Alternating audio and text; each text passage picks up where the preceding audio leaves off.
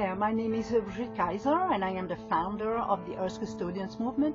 Thank you so much for watching and subscribing to our channel.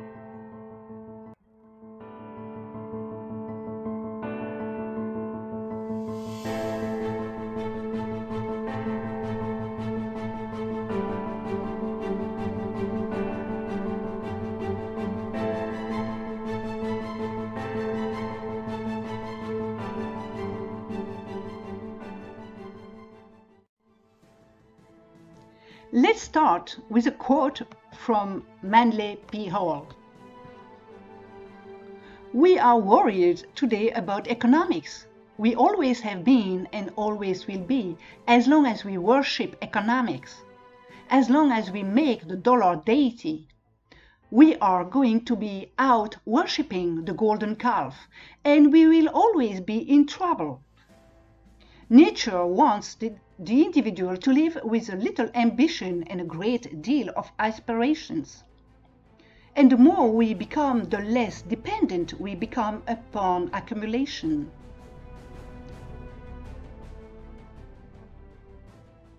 In fact, it's the system in the painful process of breaking down. I could give you countless studies and evidence to prove this, but I won't, because if you want to see it, that evidence is all around you. The crisis is now inevitable. The issue is, how will we react? This presentation will point to the obvious using a jargon that everybody can comprehend. Let's begin. We have become a people's farm because obviously some know more than most. But the main strength of their knowledge is rather metaphysics, also called the realm of the unseen. Only awareness and enlightenment can end our dire conundrum. The I also merely represents the pineal gland, the center of consciousness in humans after all. The economy is gripped by fear and uncertainty. Imagine what it means for your personal security as a heavily armed civilian population gets angrier and angrier about why this was allowed to happen. So how do you feel when the lights go out on the global economy in your mind? When your assumptions about the future fade away and something very different emerges? What we will do after the collapse depends on as to whether a majority of people will know enough about the issues so that they can guide the others through the tunnel.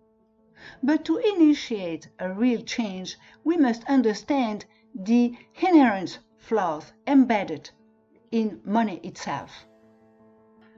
Capitalism, to distance itself from centralization, argues that free market conditions are essential to its foundations, but the fact is that there have never been such a free market in the entire world history, because the purpose of competition is to eliminate all competition for the sake of wealth concentration.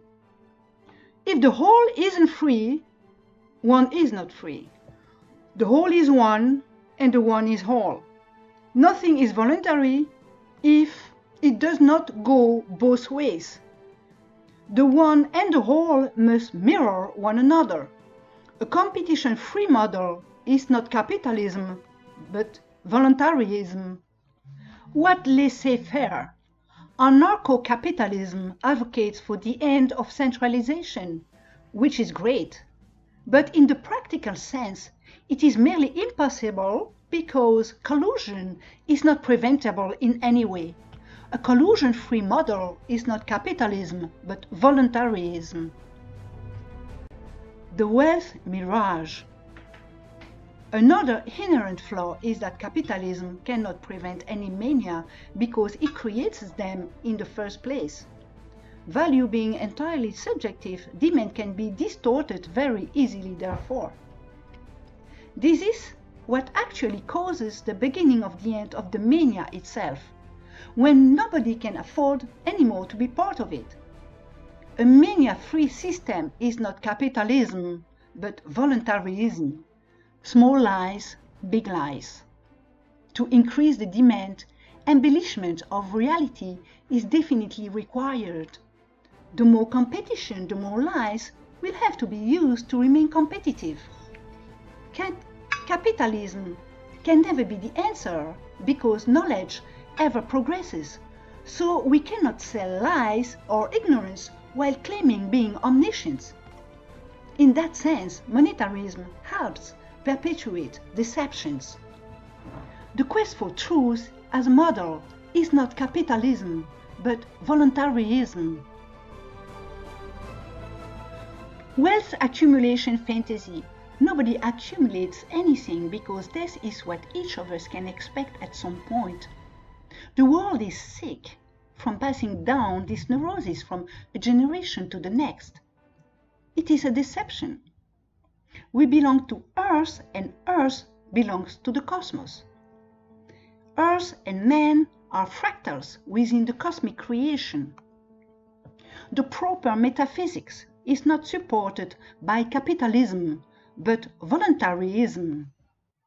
This is called Our Future Uncompromised. It's called that because this is the official language from the United Nations, which 200 countries have agreed to. You'll see the problem right here. Here are Homo sapiens, that's all of us. And here is just a few years from now when we've completely blown it. The images you see there mean that we are extracting too many natural resources, we're making too many climate change gases, and we're doing all of that to make products. Products are anything we make from natural resources. Our problem personally is that we believe in the philosophy of me, more, new, and now, which is fatal to our species, and it will cause civilization to collapse. Slave wages. Remember the colonies and their legacy. Well, without exploitation, the first top wealthy families would not have been able to make it. The same can be said when Asia and Latin America began to offer so-called competitive wages. Wealth cannot be achieved without slave wages. And the middle class funnels the money back to the top. Money goes into a full loop. Cui bono? Who benefits? Here is politics.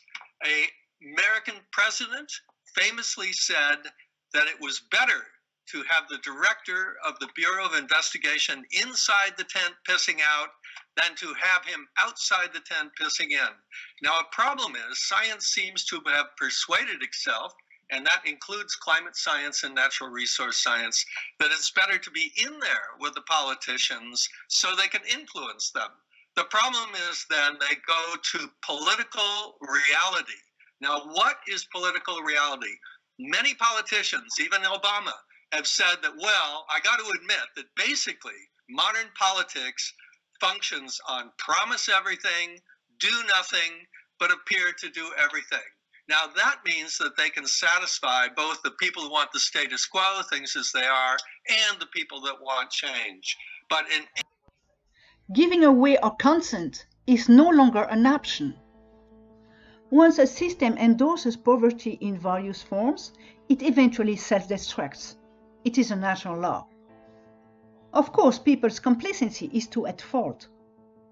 The coercion and collusion of the few fuels the servitude of the many, a sick system that cannot be rescued. When talking in terms of increasing profits and competition, all the means are good to exploit consumer spending. Propaganda becomes a way of life. Strong spending merely means that consumers go further into debt, which is always inflationary. And monetarism cannot survive without any form of leverage. An economic flat line would even render monetarism completely meaningless over time. When a top-down structure manages society, the latter controls the flow of information. The more a top-down consolidates what we see today, the more difficult is it to speak out. Free speech is vanishing. How do we stop collapse? We listen to one of the greatest scientists of all. And Albert Einstein was famous for saying that the laws of man must obey the laws of nature, or man and woman and everybody will not survive. So Nature's law for humans is supreme. Man is not an animal because his awareness is able to understand how natural laws operate instead of being subjected to them like animals. The main duty of mankind is to witness and protect creation. Therefore, we must have a non-coercive premise that respects life and which is voluntarism. What is cheap? When realizing the absolutely staggering pollution caused by industrialization and which is inherent to the corruption of science by and for profit, indeed the price tag is beyond tremendous. We can no longer escape the consequences, meaning that we can no longer produce to satisfy profit-seeking. This is a dead end. Earth custodians feel that it is necessary to keep their philosophy straightforward and comprehensible. Feel free to share this material to give the paradigm shift a boost. Thank you so much for watching and subscribing.